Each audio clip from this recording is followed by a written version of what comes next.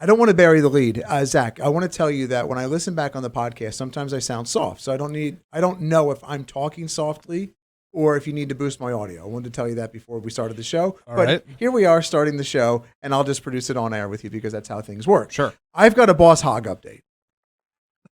That has been burning in my soul since I saw this boss. Don, what show was it that we equated Danny to Boss Hog? Was it last week? Everything seems like 2 weeks ago. Well, it goes through my mind in every show, but I think we talked about it probably 2 weeks ago. 2 weeks ago. So I've got, for this show, I don't want to bury the lead though, stock nerds, real quick. Bears have not been able to get SPX through 44.50. We're trading currently as we tape the show, 11:15 Central, 45.08. If they can't get this through 4,500, back down, it's going to go 45.50 is what I think. So we're in this really painful wide range in the market right now where the Bears can't get the job done. And the Bulls are like, you know what? We've done enough for a while. Let's just take a break. They can't get it done either. No, they can't get it done either. So we'll get back to the markets here momentarily. But I got a Boss Hog update, right? I got a rate. I need to ask Don and Hunter about a chart that we talked about last week that I want clarity. It's not It's not me being facetious. It's I generally have a rate chart question. I want to make sure I'm interpreting it properly. And then I have a business idea based on Danny's family portraits on his wall. That and I'm not and so I scribble. Look at Hunter. Hunter's already shaking his head. He's like, Hunter, look at Hunter. He's like, really, dude? I just want to talk stocks. I don't want to hear your stupid idea about Danny's family portrait of Danny. That caught my attention though. Oh, is that what the head shake was? I'm going to go with it. I got lots of pictures of my family. You said I Danny, did. no, I'm going to bring him in. I'm going to video. Oh my now gosh. he's going to defend his honor. Yeah. Everybody knows that the best humor has a little element of truth to it. Danny has 3 photos. They're over 12 years old. How old is Sid now? She is 17. That Sydney is 6 in that photo. Yeah, 6. I'm really close here that those photos are 12 years old, and you have more stock certificates on your wall than family photos. Tell me the part that's not true. I've got a larger number. They're not as big. The family portraits are big. So the stock certificates are small. I have a business idea. We're talking about volume. We're talking about volume of the wall. Yeah, square. We're talking about square inches. We're not talking about number. We're talking about volume. Remy's telling me about Bumblebee the Transformer, which he's playing with in the back of the car on the way into a daycare. And all of a sudden, this idea pops in my head about Danny's family portraits, which are stock certificates, which, by the way, stock nerds, if you didn't hear about Danny's family, big news, breaking news last week on the podcast. I want to tell you that last week's podcast, no joke, the best podcast we've ever done. We've done 394 episodes of this very podcast, the one you're listening to. This is 395. Yes. Yeah, 395. What are we going to do for 400? I don't know. You know what? I'm actually thinking about renting the tux and doing the Danny's, which I'll just make up some awards. I'll show up here like a host, and I'm going to host the Danny's. If you wear a tux, I will wear a tux.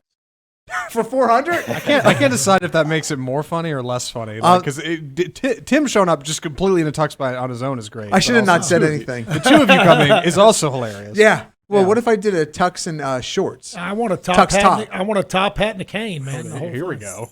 Yeah. Dude, you're not the Moneybags caricature from Monopoly. I was talking about you, not me. Oh, okay. Yes. So anyway, episode 394 was by far the best episode, and I've heard that from multiple people. And the discussion between Danny and Don is absolutely one of the best that's ever been had on the show. Pause. So the thought is, well, how do you make a show that's equally as good the following week? The thing is, you don't. You just try to put the best show forward, and I don't know. You let it evolve, right?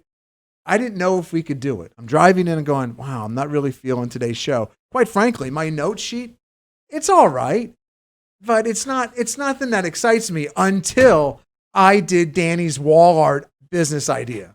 And then I got jazzed. It's so jazzed, I made a really ugly looking slide to demonstrate the power of this business idea. So I thought, you know what? We can take a departure from the normal. Like, do you want to really rehash 2s and 10s?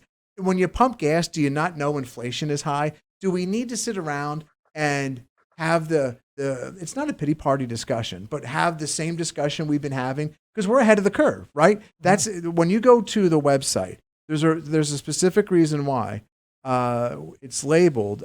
This says right here, tomorrow's insights. Mm-hmm. We're not a rehash.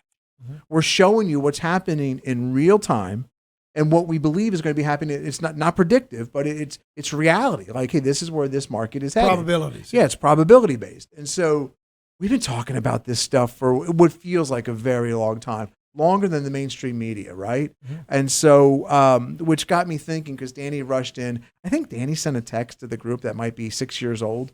And Don goes, Danny, is this current news? And which then Danny and I had a discussion about ideology versus reality, right? And so if you were, and a lot of this oftentimes markets and politics do intermingle, and ideology would be everything bad, right? You're watching the news, whatever your news of choice is, and they're telling you everything's bad. So you develop the mentality, everything bad. But you cannot fathom in God's green earth why the S&Ps are trading at 45.13 and not 2. Right? You're like, this is bad. I mean, really bad. Do they not know? I don't know why I'm doing a pseudo Mr. T voice. By the way, he got his 5th vaccine the other day, 4th. I don't know. He boosted, and he pities the fool who doesn't get the boost. I just want to know why you know that about Mr. T. Yeah, that's it. For more on Mr. T news, check out Your Money. I've got Boss Hog news. I still haven't Tim got. follows him on Twitter. No, I was feeding Graham, and he was trending on Twitter. Okay. Yeah, and I was describing to Zach before the show. There's a move where if my phone is Graham, where you can, like, sometimes when Graham's not paying attention to the bottle, like I gotta cradle his butt. And I got to hold him a little closer, and we got to have eye contact. Like, I'm into you, you're into me, you're feeding. Oh, But sometimes when he's doing it on his own, I can sneak my hand out of there, and I can hold the phone while I'm still cradling enough because I'm feeding, because I'm left-handed, and I can scroll and feed, and that, my friends, is what we call 2 a.m. multitasking. And that's how I know that Mr. T has got, like, either, I don't think there's a 5th booster shot, but he got number 4. he was the first one in line. And he's like, I pity the fool, this thing ain't over. He's And I'm so like, brave. Oh my gosh, right? I could see Mr. T. Do you remember the Mr. T cartoon? Anybody? No, it was 1980s, so yeah. I want to remember It it. was like Mr. T and a bunch of kids running around in a van. And I want to just tell you about, right, exactly. It was his van. So they got rid of Scooby-Doo and put in Mr. T? Well, that's the thing, man. Like it's like, hey, there's this man with a mohawk and a lot of change driving around in a van with a bunch of kids. The 80s were a weird time, man. I'm telling you. Boss Hog news. News. Ideology versus reality. So reality is we aren't falling. Look at this. Look at this. Markets have gone up a couple points since I started talking. And so there's a lot of ugliness in the world right now. You don't need me to tell you what it is. There's a lot of strain in the world. You don't need me to tell you what it is. But what we do here at Revere is super interesting.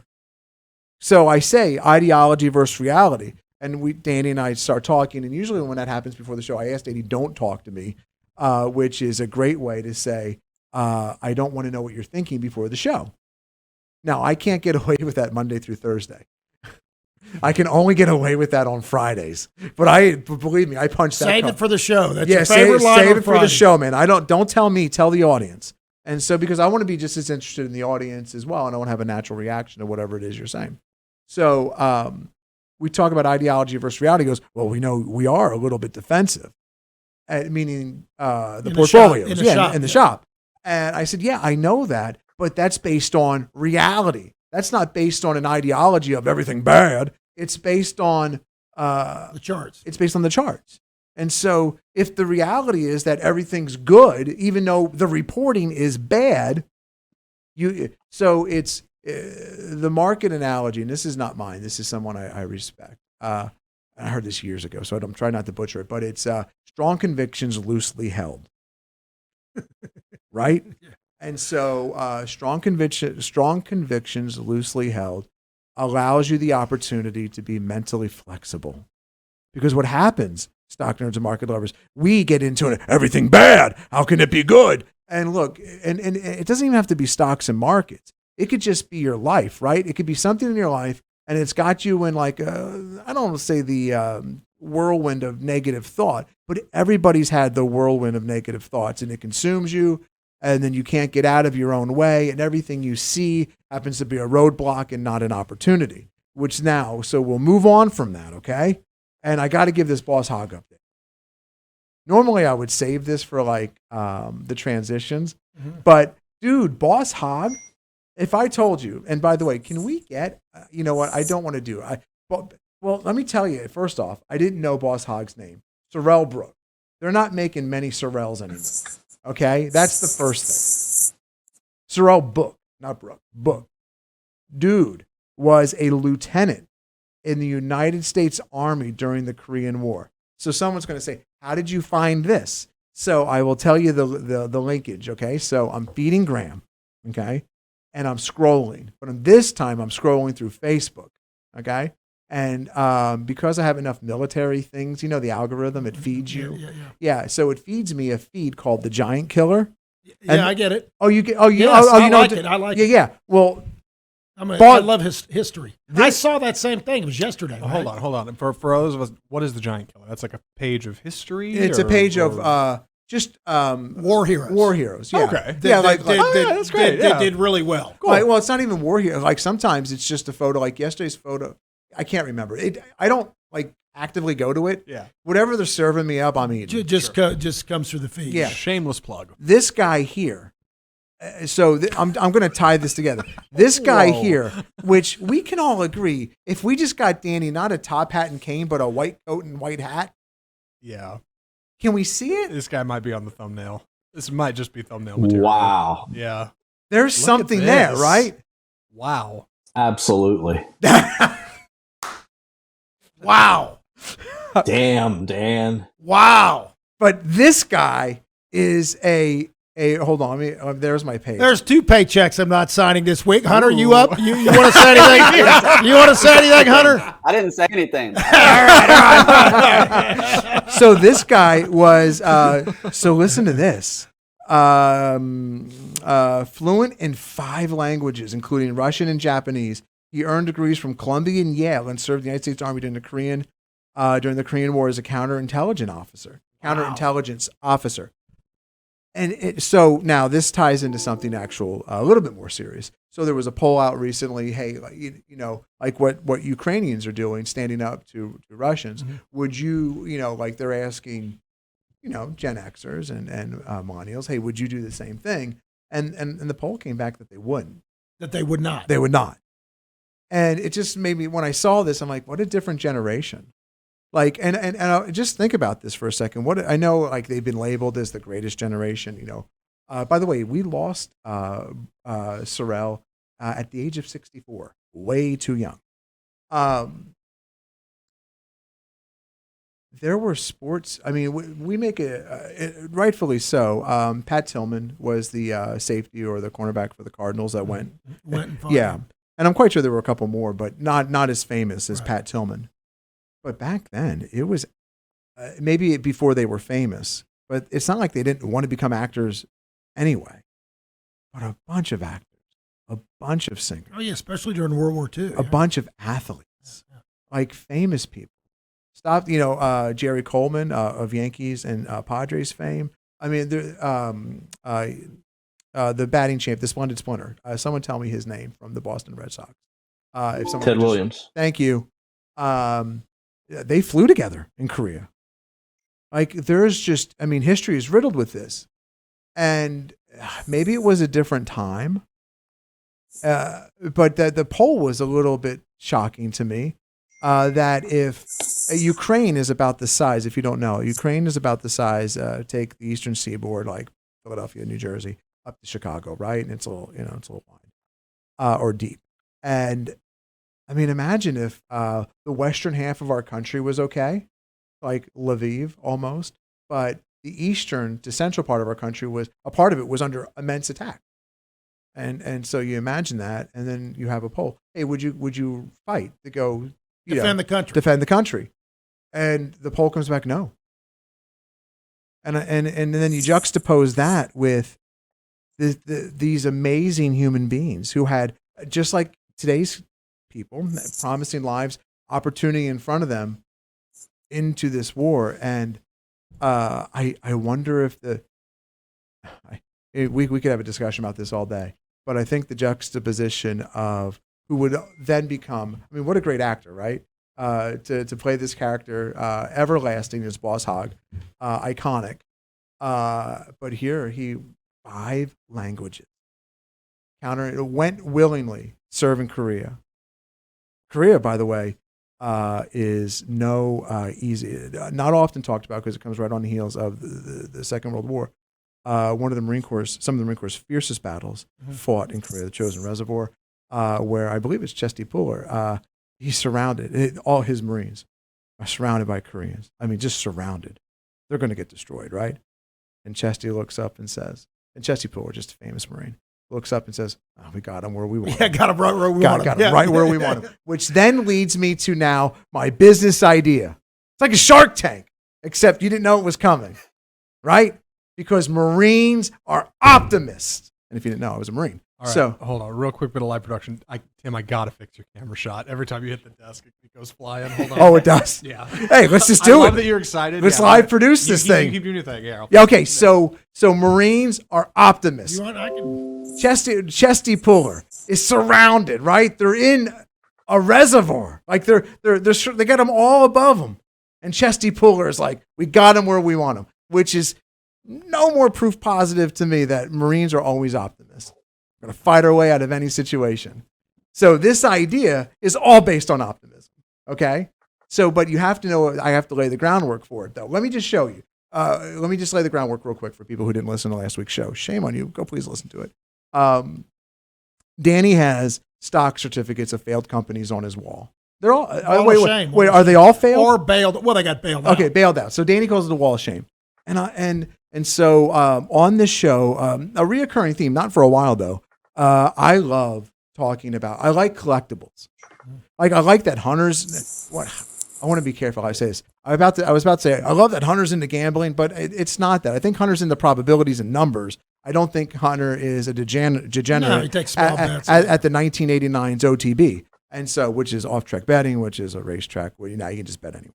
So anyway, like I like that Hunter's mind is creative like that, trying to think of the probabilities to put himself in a position to win. Like that's interesting to me. I like talking to him about that. I don't do it enough. I like talking about collectibles with Hunter because Hunter has some really interesting friends that are like sniping things off of websites the moment they drop. That's interesting to me. Collectibles market, if you don't know, is extremely lucrative and extremely hot.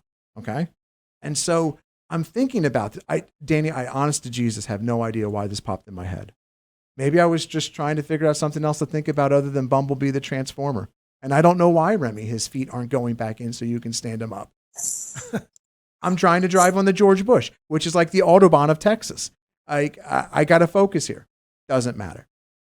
But we came up with it, and now we're going to make a segment about it. Okay, you ready? No. Good. That means yes. So let me do this. Mark this place on the show, Zach, because we may have to just cut it out. All right. No, and have a smooth transition. Let me see if in this case, Danny, no means yes. So look at your. Can you pop up my screen? Yes. Okay. So Netflix is not a failed company. I've already named it. Mm-hmm. Okay. I've already named the thing. So we're gonna have first mover. We can do this now. Like we can implement this business plan now, right? So it's Serahs. Serahs.com. Okay, and I'll explain what it means at the end. Serah. Yes. Serahs. Serahs. Like not K Serah. I know you're going to explain that just for the for the listeners at home who can't see us on YouTube. By the way, thank you. Yeah. Okay. First mover advantage in this niche. We're creating the market, and we need to think about what can be value added. So in the collectibles market, it's not that you have a rookie of Mickey Mantle or whatever the card is, or by the way, tickets like ticket stubs to Michael Jordan's first game, man, like really big. It's not VHS tapes are really big. Believe it or not, I'm going to show you this stuff in a minute. Collectibles market is obviously huge to anyone who's been paying attention, and if you haven't been, I'm telling you now, and I'm going to show you some things.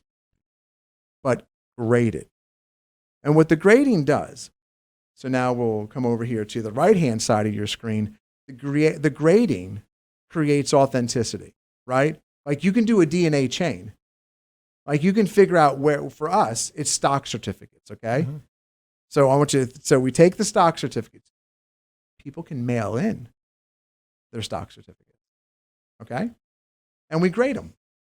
And we can actually probably create value based on grades. Like, are the corners just like a sports card? Mm-hmm. I can't see Hunter. Is Hunter mildly interested? Do I have him? Do I have his attention? No, so you're basically saying grading stock certificates like PSA and some of those grade sports cars. Hunter gets it. Mm-hmm. So, but then I think we can actually create rookie stock certificates. Like there's rookie cards, right? Mm-hmm. So a Mickey Mantle from whenever his rookie year was is worth a ton more than like 14 years in. Right. What were the first year issue stock certificates? Those are rookie stock certificates. Mm-hmm. But we grade them and we assign them just like a 1 through 10, just like every other grading company. What do the corners look like? Is the print faded? How's the coloring? Is there a coffee stain? Did someone use their coffee mug as a coaster, right? We give them quick turnaround. And I think we can actually add anywhere from 50 to 100% more value than whatever they're trading for right now on eBay. Now, look at the left-hand side of your screen. We can also be a marketplace. We can facilitate the transaction. They can sell on eBay, but we can facilitate it. Or we can make each one of these certificates their own little company, and we can sell them fractionally as IPO. Hunter, this is no different than what Rally Road is doing. Oh yeah, yep. Exactly. And then we can take it a step. Plus, there's another company. There's a bunch trying to do that, fractional shares type things. Yeah, nobody's doing it in the space that you and I are talking about right now. Okay? And I think this is untapped, that I'm not being facetious when I say it. It sounds a little harebrained because you're like, Tim, you thought of it. This is really not a great presentation. But the best ideas can be explained on the back of a napkin or a real crappy slide. Now. I love the positivity. That's because I'm a Marine. Yeah. I got them right where I want them. Sure, you sure do. So now you're like, this is not for me. And the stock nerds, there is someone out there screaming at me, enough with this, Tim. But I go on because I had a UPS pilot tell me that he seemed smart for being a Marine. And that's all and that's all I needed to march forward. One little compliment. I told that same pilot, don't let him fool you. Why can't we trade old stock certificates like baseball cards? We can. Why aren't we doing I that? just looked on eBay. I'm about to blow. Enron. Oh, they're all over Watch the place. this. So now let's talk about the value of things. Are you ready? I'm ready. Are you ready? So we're going to talk about the value of things real quick. And it's rarity because a lot of them have millions of shares outstanding. So. Oh, I didn't cover the last part of it. So let me go back to Serahs.com. So Serahs, click to exit full screen. Pardon me. It's loading. Think product and certificate. So now we could actually grade if we wanted to, right? We could just stick to our knitting, which is grading stock certificates or war bond. So any kind of certificate, right? Mm-hmm. But now if we wanted to do iconic product and stock certificate, think Atari, think Apple from the early, Mm-hmm. and so what is the value of things? And so I'm not going to go through all this, but factory sealed gaming cartridges for certain ones, 75,000 to 100,000. Atari games, right? Ton of money. Look, all these links, not the presentation, but all these links will be in the show notes, right? PlayStation's going for $1,000. Apple's, just any kind of thing with a Mac. A new old iPhone, $4,500 right there. Like, well, I got a few of those. Right. Grab that old iPhone. Look at this. For example, a U2 edition of the 30 gigabyte iPod sold for $90,000.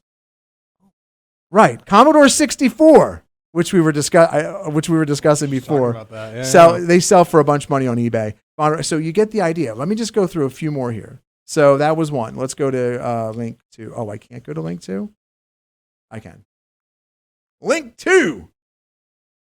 Freddy Krueger, rare first edition VHS sealed. It's not even graded. By the way, they grade these things. That's $6,000. There's a ton of these, right? That's one example. Do your research, folks. When you grade them, they're worth 50 to 100% more. Okay? Because it adds it's that level of authenticity that's super interesting. It verifies that this is valuable and right. rare. And actually, I have a good point here on the grading topic. Oh, yeah. Because it actually applies to markets here. So, and I know this because I deal with these graded cards and non-graded cards all the time. So when you have graded cards, the liquidity massively increases because people want those graded cards. You get way more interest, way more bids when they're graded as opposed to when they're not. So your market liquidity goes way up when you start working with the graded cards because that's what the real people with money want. That's what the institutional because it's been audited. It's been audited. It's been verified. It's been assigned a value. We can become the clearinghouse, the auditors. We can become the and by the way, just a side note, Danny loves being judgmental. There would be nothing better than Danny's day than looking down at this stuff going, bad, good. Come on, you get to grade other people's stock certificates. Oh my gosh, Danny would be. Could you imagine? Danny would be in boss hog heaven. Yeah, what a great job. Now, look at these masters from when Tiger Woods first PSA 9 DNA certification. It was sold. These are sold. These aren't DNA? listed. Yeah, these are sold listings. So you don't want to ever do what we could list anything for $1 gazillion, right? It's what it'd sell for. You always want to look at sold listings. So that'll give you an idea of what the market truly is.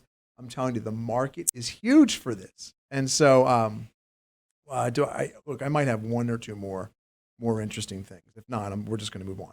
But you get the idea. Mm-hmm. I don't know what we charge for the service. To start out, it's got to be. We want people to use it. This doesn't exist. Someone out there's like, why are you giving this business idea away? Let me explain something. Anybody can have an idea. It's the ability to execute on your ideas that actually makes the difference here. And I can execute on this idea. But why talk about it? Why not save it for yourself if it's such a great idea? Because it's Danny. Danny's the one who gave me the idea. Now we got stock certificates on the screen. So here are what some of these stock certificates are selling for right now. Oh, wow. Right. And this isn't like huge money. This isn't Freddy Krueger VHS sealed tape money. It depends on the rarity. Some of them are. But we are the ones. So when you say rarity, Danny, so what happens is when PSA or these grading companies get a Michael Jordan that's only there's only a handful of them left, the rarity that you're talking about. Right. There's another level of rarity that exists when it says it's called population, and it will go PSA, like if it's a PSA 10, which is the highest grade, it's a PSA 10, and the listing person will say population of 1 or pop 1. Mm-hmm. There's only one PSA 10. There might be a gazillion of these Michael Jordan cards, but there's only one PSA 10. Going to Hunter's point, it makes it extremely valuable. This is an idea. So we need people to send us their certificates so then we can grade them, and we can do this on Shopify. I was going to say, somebody in the show should send one in. We could do it live on the air. Oh yeah, like we would do a little 5-minute segment. And unlike PSA, we would actually give you the criteria. Yeah, sure. And we can tell if they're altered. Like if you alter a sports card, it instantly worth nothing. Can't alter these stock certificates. Obviously, can't send us because you don't want to be buying fakes. There's so many fake Michael Jordan rookie cards out there that you got to be really careful. So by the way, Serahs is available for $70 on GoDaddy. What is Serahs? Shares spelled backwards. Oh, wow. So I was thinking about how to name it, and because my brain works in a dyslexic way, which is the next topic, I'm like, oh, we'll just do Serahs, which is share spelled backwards. It's not bad. Somehow I could see that in my brain that's what we should be doing. Yeah. If you want to know the money that's pouring into this space, I want to be careful how I say this. You should be careful how you say this. I think we can make a tremendous amount of money. I think it's a valuable service. I think people like the history of what's tied here, and I think this is an idea. What do you think? You can on it. I'm sorry. Hey, bleep that out. You can not like the idea. I'd have to think about it, but I think there are people already doing that. There's no one doing this. Not the way I just described it. Okay. Where are they grading them? Well, in 2008, during the financial crisis, I immediately tried to go buy Bear Stearns and Lehman before they went belly up. Right. And they went bankrupt so fast, I couldn't buy a couple shares for a few dollars and pay $35 to put them in certificate form. I had to buy them afterward from someone for like $300-$400. That's not what I described.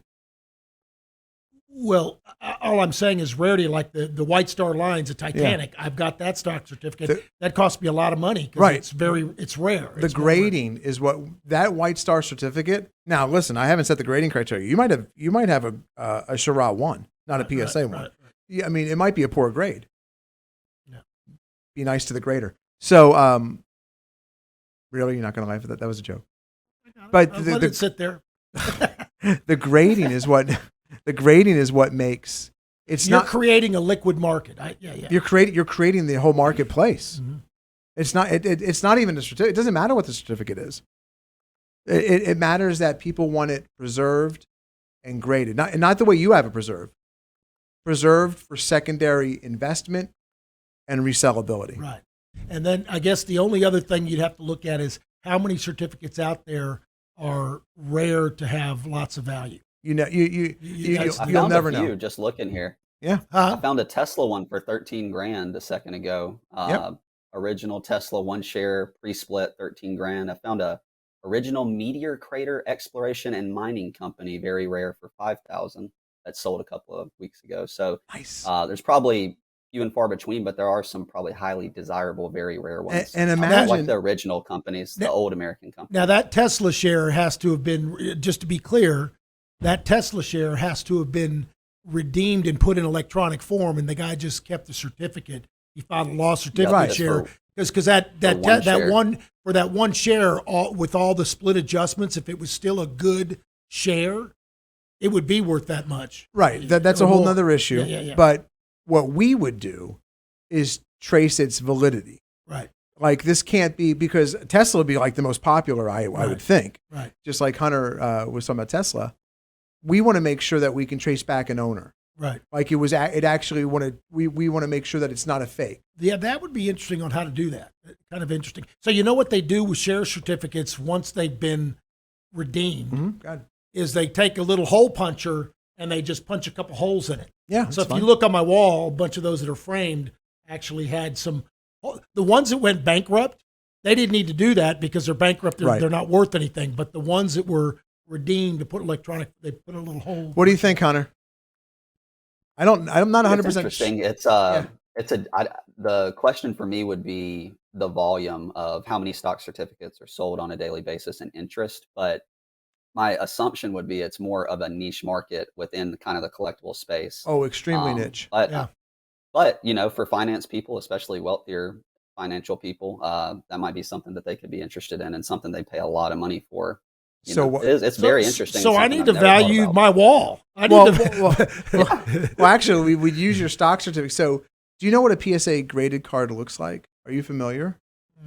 I mean, I've seen. Well, I'm not going to do it live. Sports cards that are graded. Yes. Yeah. Okay. So that's I'm not going to do it live. It might be one of these links I put in there.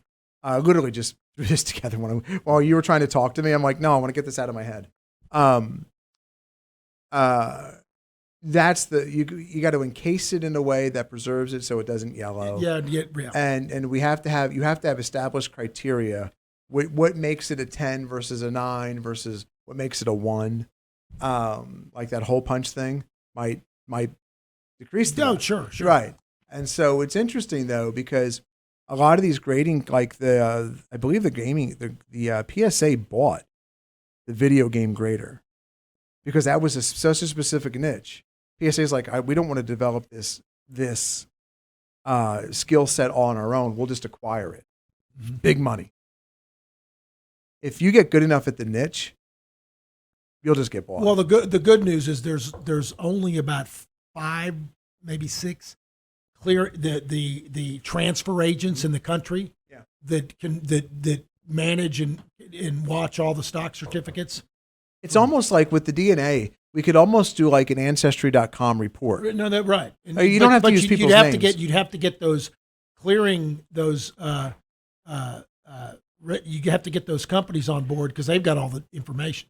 I don't think you need. You just need to know if it's real or not. You don't need the certificate. You don't need to know and what year it was issued. I don't think you need to know all the personal data behind it. Like you don't need all that. All right. So that was something different.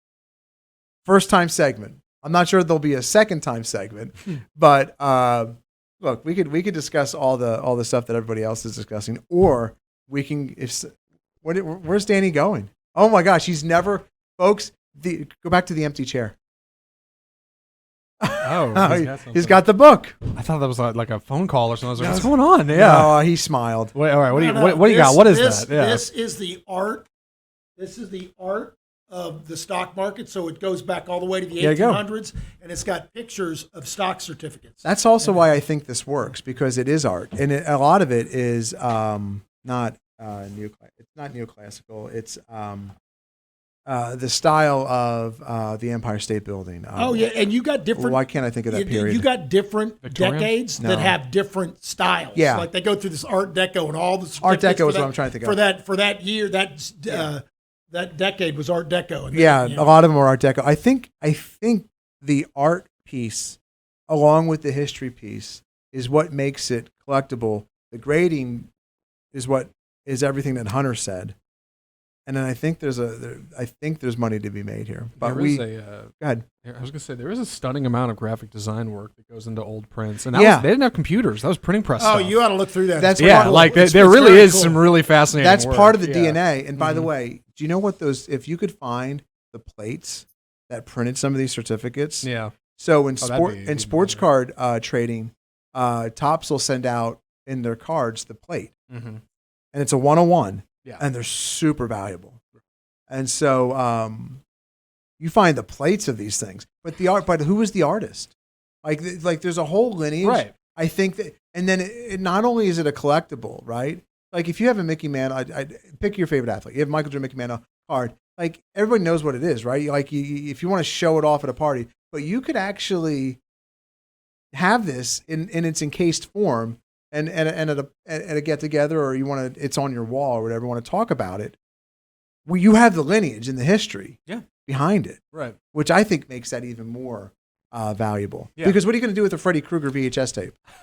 Nothing. Right. You can put it on a shelf. Right. Yeah. And like, oh hey, this is Freddy Krueger. You're not going to watch it. No. But this thing you could actually manipulate, and it's encasing. Anyway, there's a lot more that goes to this, but with the power of Shopify and developing a list, I bet you we could take out one interesting Facebook ad, get an interest list of 5,000 people, email them. They've got some. We could figure this out. Send us your stock certificate. I'm putting you in charge of that, Tim. All right, we'll send them back. Yeah, if you think about it, like whatever the service might cost, like $50 to $75, 2-week turnaround. There's probably a rush. There's an upsell there too. There's money in that. All right. This chart. So I was talking about dyslexia.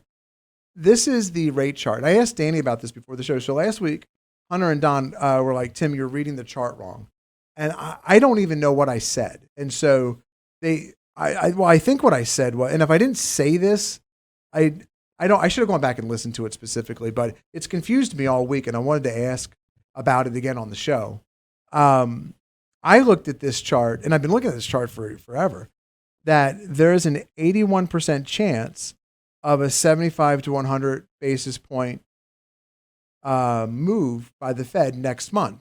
Like here's about a 20% chance. If I'm wrong, look, I could be very wrong here. If I didn't say that last week and I said something backwards, that's complete sense because I'm dyslexic half the time. But if I did say that and I'm still wrong, then I'm confused. And I asked Danny about this before the show, and Danny interpreted the information the way I interpret it. And I'm asking generally, Hunter and Don. I read this. Here's the target basis point, because if I have a question about it, I'm quite sure someone watching probably had a question too. There is a 0% chance now of a 25 to 50 or 25 to 49. Yeah, because they have 50 overlapping on both rows. Yeah. Going into the May meeting today, that's what now means. It means today, 49 to 75% chance. There's a 20% chance of that they're going to do a 50 to a 75 basis point raise. No. Okay. Thank you. Well, hold on a second. 1 day ago, it was these numbers. 1 week ago, 1 month ago. Okay, Don, what am I missing? That is a genuine question. It's not me looking. Because what you have circled in purple says target rate. So what the chart actually means is what is the target rate going to be after the next meeting, and there's a 0% chance that it's going to remain unchanged because it's currently at 25 to 50. There's a 25% chance that they're going to raise 25 basis points, which would put it at 0.75, and there's an 80% chance that they're going to raise 50 basis points, which would put it at 100 or 1. Yes, I agree with that. That's that's how I. Okay, that makes sense. That's what I'm missing. Yeah, okay, fair. Makes sense. It's not the amount that they're going to raise; it's what the probability of where it ends up. Where it ends up, right? Okay, so I was misinterpreting the word target, and that's not really that clear on the. They should. Well, that's why I asked. Like, if I had a question about it and I was confused, why not just ask 100 on? Okay, that explanation, and I'm hoping that helps. If it's not that clear, you don't think that it's that clear? No, now that Don explained that, I get it perfectly. I'm hoping we help the stock nerd or market lover out there. So markets, we'll get to Hunter here next. Danny, did you have anything on rates? I vaguely have a note here. Well, so the one thing I wanted to mention is you're getting all these articles now. You're getting all these, and basically it's from the investment banks and the bond people because they're getting really nervous, and bonds have performed really poorly this first quarter.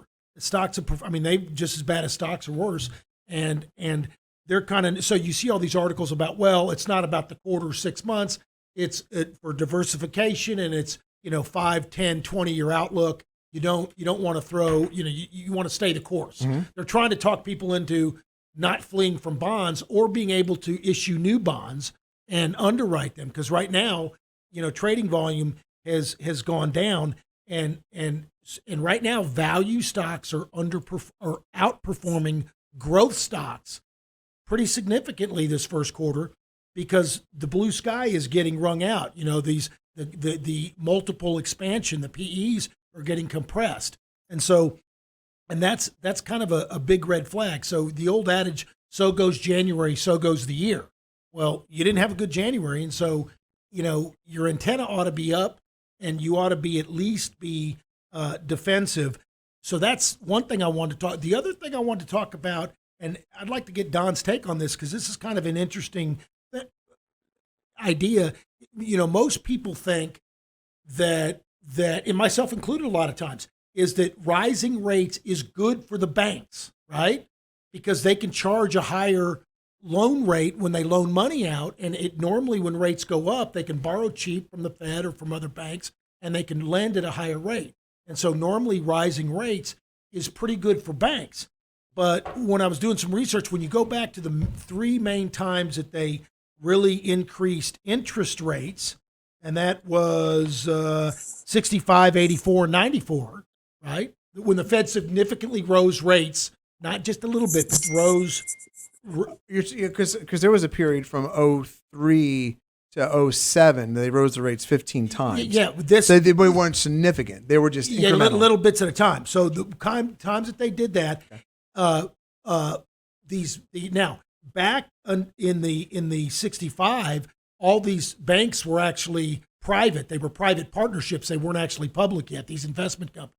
But the main thing is, so these big banks now that they're not just like a lending commercial, your residential bank down the street, all the big banks are, brokers and investment banks. Their bond revenue, because they're not issuing bonds, and their bond trading shrinks significantly. Plus, with the rates kind of slowing down the economy, if you raise them too fast, their loan demand goes down. And so a lot of these banks actually did kind of poorly after a significant rate rise. Now, so did this bond market, so did the stock market, but these banks actually underperformed, which really isn't the common knowledge. Most people think that, but when you look back, when the Fed raises rates just incrementally, the banks do pop, they do go up. But if you do it too fast, it generally hurts the banks. And that was kind of, I just thought that was kind of an interesting point. Fair enough. All right, let's use that as a launching pad. Hunter, what's on your watch list, what you're looking at? And then we'll get to Don, and then I have one last thing. Right, Hunter. Sounds good, man. So first, we're going to talk about REITs and real estate because, like Dan said, a lot of the more value-oriented stuff has been acting better and setting up and showing relative strength. So, Tim, if you could pull up O for me, Oh, this is, I used to drive, this is out in San Diego. I used to drive by their headquarters every day. Yeah, so this is the reason I bring this one up is it's got a decent looking chart along with most of the other REITs. It's actually picking up a double bottom pattern on the daily over about the last 6 months. But this stock actually, or this REIT pays a monthly dividend, and that's kind of what they're known for. If you go to their website, I think they're called Realty Income Corporation.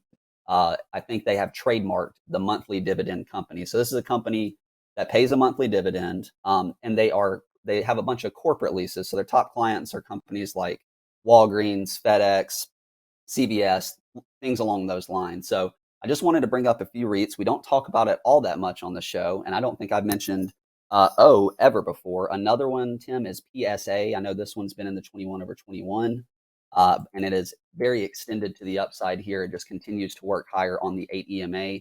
And another one here is Land, LAND. I can't find any news in particular on this one, but it is up big time today, 8%.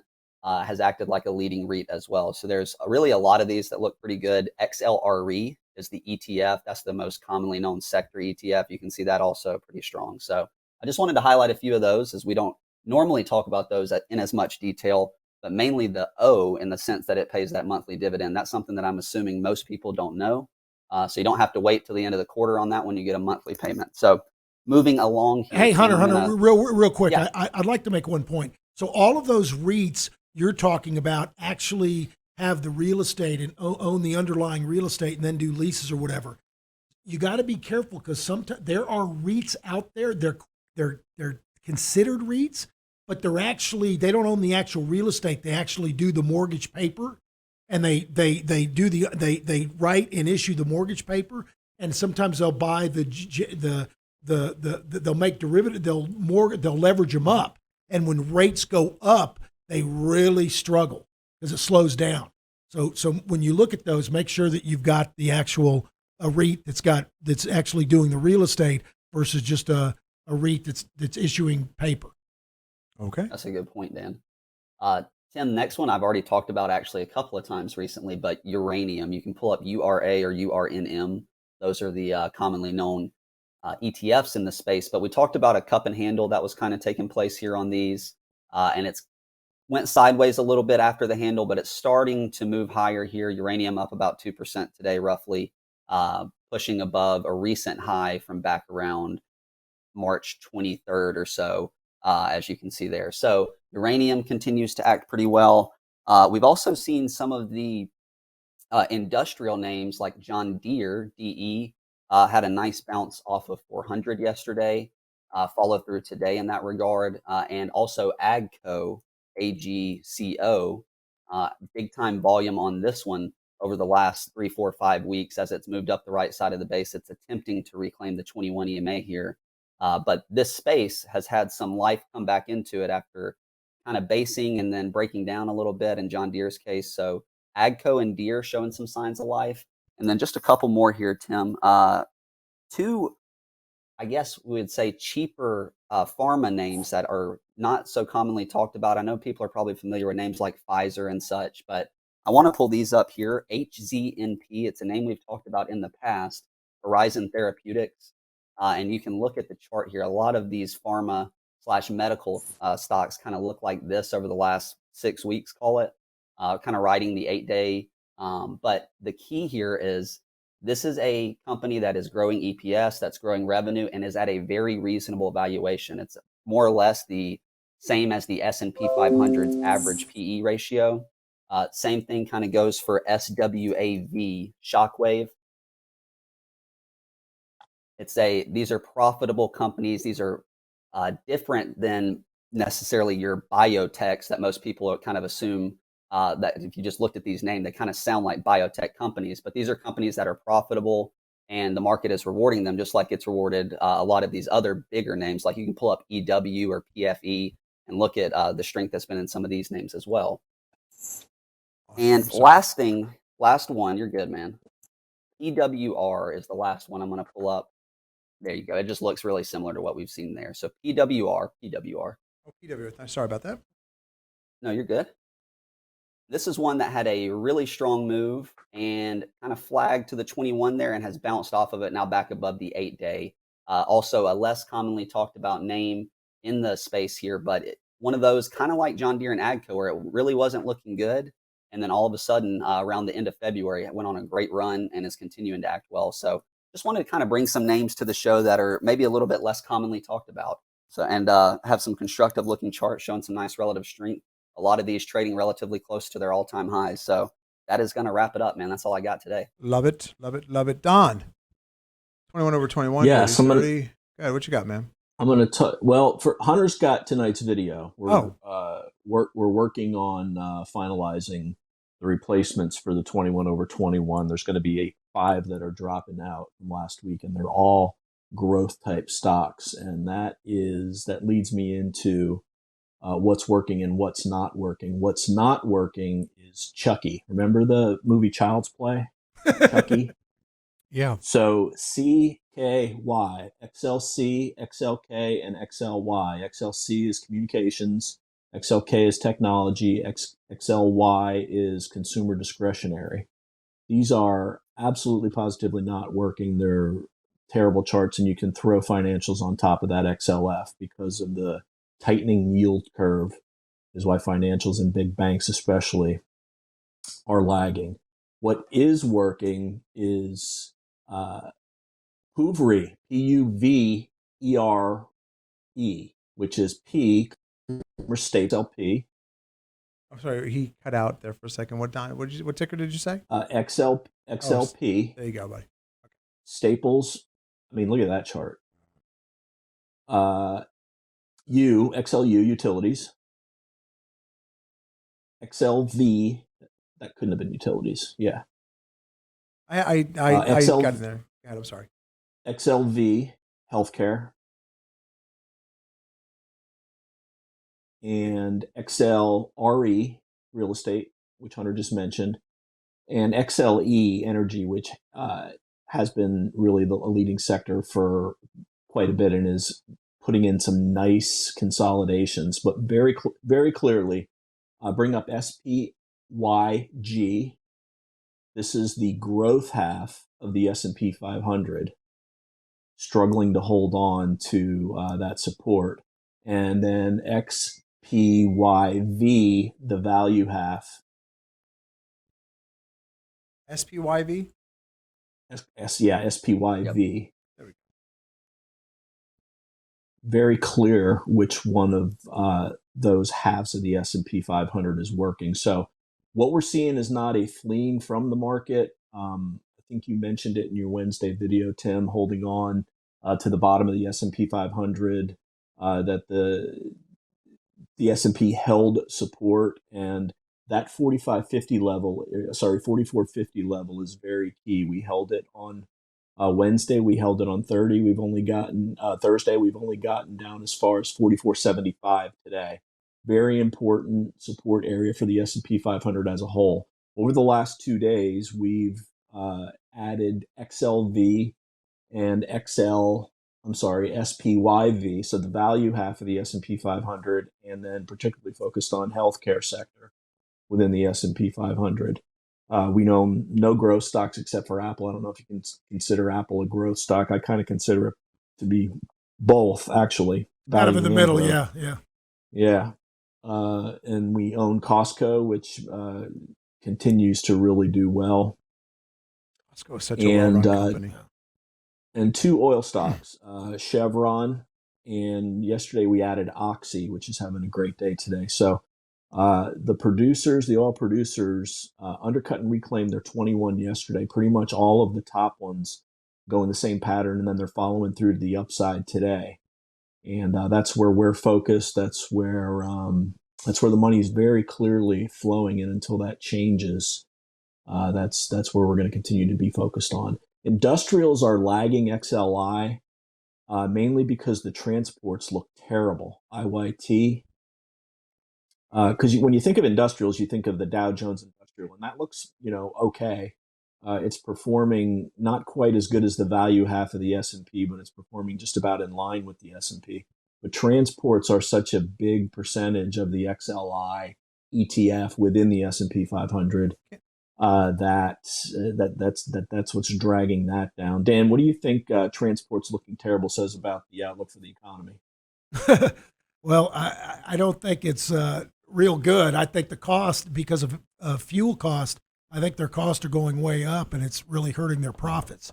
And I Pause a second. And for a while, that impacted any transports that needed a bunch of fuel to run, but the trains, rails got hit very hard over this past week too. We had she is a fantastic stock nerd and market lover, write in with this very with this type of discussion. Yeah. Asking for thoughts on it. I'm really glad you're talking about it.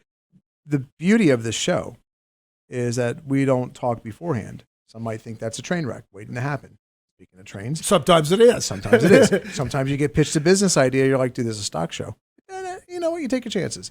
But this is really interesting to me because are we now? Danny was going down this road. So you saw the news on Walmart yesterday, today, Don? Did you see this? What's up? Walmart. Yeah. Well, new truck drivers are going to get paid between 95 and 110. Yeah. And so that's fantastic. I mean, I'm pro worker, right? Like, this is great. Yeah. There's a thought that I don't disagree with you, Daniel. Like, gas, obviously this is it's all inflationary, whether it's gas or wages or because I forget if the question was about shipping rates or the transports, the person that wrote in. Are shipping rates going down because now do you realize this is more than a lot of pilots starting out make? Like I'm talking about regional airline pilots. Like 90, there's a lot of people that have, a truck is a major responsibility. Be really careful here. An airplane is a major responsibility. And the starting salary is almost twice as much now for a truck driver at Walmart than someone flying you on a small regional airline. Oh, look at Danny's look. Can you get that look? They got it. Pilot's got to start at $100,000. Come on. And I checked. Wow. I have one of my best friends in the world went through that pipeline. Sure. And we were talking about it and I checked with him this morning. I'm like, I can't, like, my inkling was I was just going to come in and make that assertion. Like, no, wait a minute. I've got a source who you just went from. Go ahead. I want to offer a lukewarm defense for truck drivers making more than pilots. No, it's not a defense. Yeah. I know, this is lukewarm defense. I hear pilots only have to work to get the plane up and down off the ground. Oh, that's as soon as funny. it's up in the air, it's autopilot. Truck driver, you got to stay awake. Like, we don't have robots doing that yet. So, like, pilots, once it's up in the air, like, take a break, get upset, robots out the cabin. I don't know if I'd go that far. I once heard cars, not just trucks, but cars, described as missiles moving at 78 miles per hour. Yes. And it's dangerous. It's very dangerous. dangerous. This kind of money is going to attract great folks. I don't know the trucking industry. I'm not making any assertions about the trucking industry. This is really good money. This is six figures. And by the way, they join the ranks of the average starting salary. The average salary of a manager of Chipotle is $100K. Okay, well, it sounds bad when you say it that way. Like, but that's what, like, you need.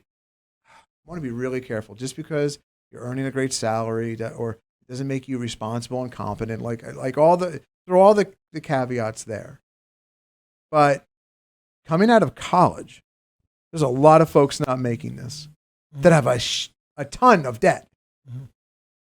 You give somebody the opportunity to earn six figures driving a truck. And look, I don't think, if you say what's more glamorous, I never wanted to become an airline pilot. I flew helicopters in the Marine Corps. I had zero desire. And it's not just like, well, it's a glorified, but I just didn't, I used to love that. I used to think that's what I wanted to do. And I just didn't want to do that. Flying from point A to point, like some people do, and I just didn't. It doesn't make it right or wrong. But this is really attractive. To come and by the way, Walmart in the story is going to pay for your schooling, which can be upwards to $5,000 to go learn how to drive the big rig.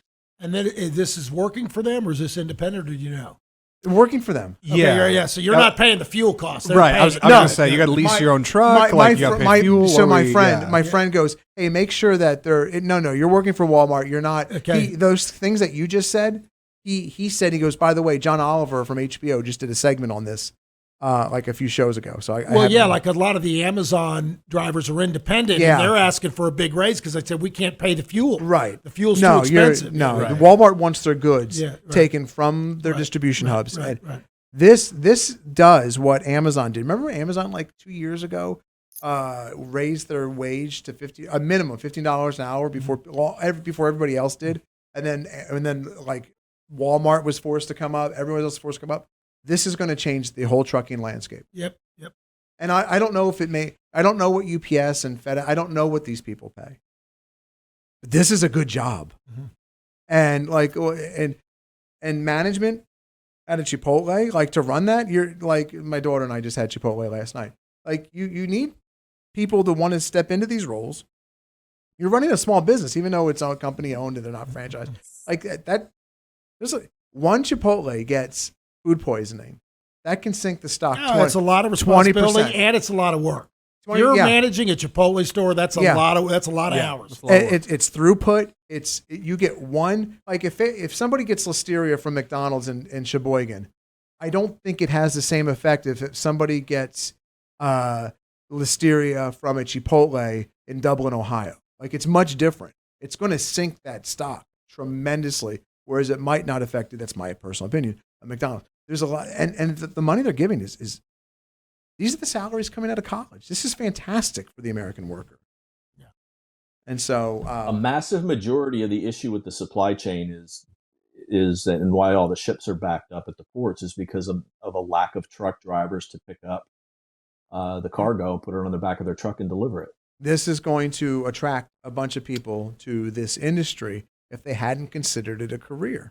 And it's not glamorous. Where I was going before, anyone who's driven the American highways, you know where the clean restrooms are. Mm-hmm. Yeah. And you know that sometimes truck stops are not where you want your son touching the urinal at Remy's 4. We don't, the words "don't touch anything," are often said. Like, it's not as glamorous as flying. Not Pilot and Flying J. They're ahead of the curve. Those places are the people that specialize in that, like clean restrooms. Yeah. So Don, what are your thoughts on the transports going down? What are your thoughts? You think it's a sign that the economy's slowing? What else could it be? I just want to clarify that for the listeners. I knew where you were going. I just wanted to bring that up because I did start talking about kind of a related topic. I don't know if it is, and I'm not just saying that to take the other side of the argument. I think that this is a lot to do with inflationary.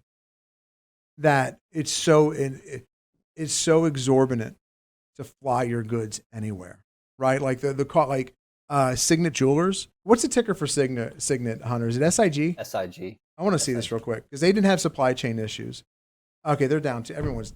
Signet was because it's jewelry, right? You can fly it and get it to where you need it to be. Like you didn't have to wait on it, and they were high because they had beaten the supply chain issues. I wonder if the transports are down because it's now the inflationary. Like this is big news. Like all these other retailers. Well, yeah, but that's the point. Inflation news. I mean, why did it just kick in for about 7 days on the rails? I don't know. It makes sense. Yeah. It makes sense for the fuel intensive transportation type stocks to be taking a beating, but when all those rails fell like that in 5 days, and it was last week after a manufacturing miss. Data statistic came out and missed, and that really kicked it off, and the IYT just fell apart. And by the way, folks, just to clarify, that's probably the right answer. That probably is because the market is telegraphing in advance that they think the market's going to slow, and I'm not saying recession, but it could slow significantly, or it doesn't matter. We may not know the real story. No. The whole point is it's showing up on the charts, and you got to adjust and take action. Which regardless. Then goes back to this is the great way to end this. Before I listen, I'm going to say this one last. I'm wrapping it up for you. That's my segue for you. I'm going to say this one last thing. Put the bow on it. Then you need to do the short outro because I've got one last thing. Okay. But this discussion comes back to what we started the show with: ideology versus reality. What we just discussed was ideology. And what Danny just ended with is it doesn't matter. Like, transports are going to go back up. Like, who cares? Are they? Are they going to keep stinking? Are we going to short them? No. Like, who knows if they're going to bounce or when they're going to bounce or if they're going to bounce. But they're not. They don't look like. They don't. When they do, you'll see them on the charts. They sure as hell don't look like this. Yeah. And this is usually a defensive segment of the market that is very clearly not participating in the flow into defensive assets. And that's the ideology versus the reality. Okay, Daniel, to the new website, sir. Let me get you back up here, and please, for once, the short outro. Folks, listen, if you like what you heard, please tell a friend, tell a neighbor. Just send them to revereasset.com and have them sign up. At the top there, they can just sign up or subscribe. And in this radio podcast and our daily market insights video will go directly to their inbox as soon as it's ready. We won't spam them or reach out to them in any way. It's up to them to reach out to us.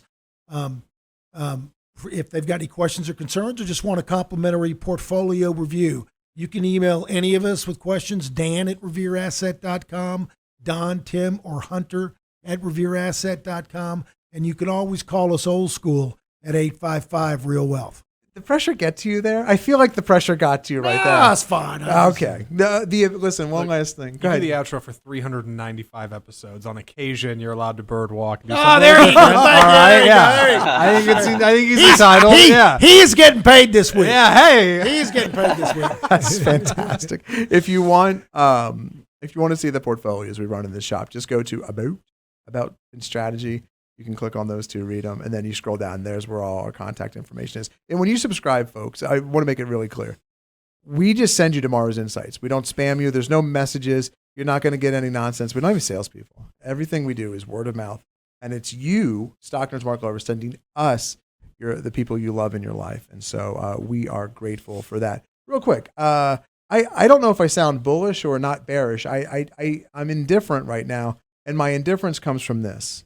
This is a couple things. 21 exponential moving average. As long as we hold that line, and this is SPX, this market's not falling apart, right? Like that 21 is to me the granddaddy of all the moving averages, like the weekly 21, and we're holding it. Like we came off the bottom, right? All the bad news, right, Danny? All the bad news. Eventually, bears will get worn out if they can't cut through that line and close decisively below it. They're going to get worn out. And when they get worn out and they throw it in the towel, what happens? Rallies. Right. But you could say the same thing for bulls, too. They could get worn out, too, because they're getting tired of the market not going up. Well, that's the old Bill O'Neill line. Eventually both sides get worn out. That's why, like, Don's got limited. You heard Don, like, what he didn't say with the words, we have small, limited exposure. Mm-hmm. Like he didn't say, like, if you're a buy and holder, like you're 100% invested. You're always invested because what you don't realize when you go to stripmalladvisor.com, right? Anywhere in America, there's a strip mall, there's an asset advisor. Next to the vape shop. Next to the vape shop, exactly. Can you come back to next to the vape shop, right next. Pick up my vape, and then I'll go check my portfolio. Right. And the vape shop always has it's right next to the Shaman CBD oil dispensary. Yeah, American Shaman. American Shaman. Now they merged. I shouldn't say that. I think American Shaman's a real company. No, American Shaman is a real company, right next to the Edward Jones. Yeah. And so here's the problem. You're 100% invested. So if we do go down 20%, you're not doing what we do, have limited exposure, sell, because we're reality-based, and then we start from a higher level than you are, or your mom and dad, or your loved one. And so starting continuously from a higher base throughout your investing career gives you an exponential advantage over everyone. Right. And so, but right now it's too indeterminate, and that's why you don't want. Yeah, exactly. And so, like coming in here and telling you bearish, you're going down, is the wrong approach because we're holding the weekly 21. We start closing below the weekly 21. I'm telling you, we're gonna go sniff those recent lows close to 4,000. Okay. or they're just above 4,000. We're not there yet. And well, Chim, tell me about the VIX. What's the VIX doing? Oh, I'll tell you what the VIX doing. It doesn't care. It's down 4%. Well, that tool's broken, damn it. Like that's there's a lot of bad news out there right now. This market is incredibly hard. We're holding the weekly 21, and things that lead in economic upturns, like the transports, like XLC, like the things Don said are going down, they're not leading. When Procter & Gamble is leading, which is not a real bullish sign. No, but it's also not falling completely apart. There's the indeterminate right there. That's why you want to keep it close to the vest. Small exposure. But either shortly or a little bit longer, the market's going to either do one of two things. It's either going to break up to the upside, or it's going to. And this is what the Bill used to say this all the time. You're going to wear everybody out. And that's what it does. It wears when both sides finally throw in the towel, where you get these sharp rallies and then equally sharp pullbacks, and nobody's making money. That's when the move happens. And that's what you need to be ready for. And you can only do that if you're not 100% invested 100% all the time. So if your advisor is next to American Shaman, find a new advisor. Let's go. We'll talk to you next week on Your Money. Barring any extragenous event. Oh, did we get that? Yeah, we sure did.